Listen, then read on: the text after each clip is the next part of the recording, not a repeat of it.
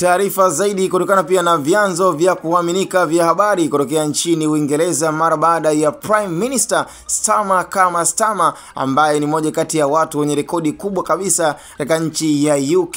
Uingereza kule mara baada ya kuleta mapinduzi makubwa, na amekuwa na connection lakini pia amekuwa na uwiano mzuri na nchi yetu ya Tanzania kwenda kwa Mheshimiwa Rais Samia Suluhu Hassan, na hata yote yanayoendelea kutokana kwamba mpaka hivi sasa hata aliyewahi kuwa mwenyekiti wa zamani wa chama cha demokrasia na maendeleo Freeman Aikael Mbowe ni kutokana pia na moja kati ya harakati ambazo zilisha kukutanisha pia Prime Minister wa nchi ya UK Uingereza ambaye ni Starmer, lakini pia na mwenyekiti wa zamani Freeman Aikael Mbowe kwenye rekodi za kuweza kukutana na kuweza kuonana walishawahi kufanya hivyo. Lakini imani na taarifa zilizopo mpaka hivi sasa, of course siku zimebakia ni chache sana, lakini kinachoendelea ni historia ambayo inakaribia kuandikwa katika siku chache kuelekea siku muhimu kabisa ya uchaguzi free and fair election kwa mwaka 2025, ambapo nazungumzia Rais Samia Suluhu Hassan mheshimiwa ambaye pia anaingia kwenye historia na kuna asilimia kubwa ya kuingia katika jarida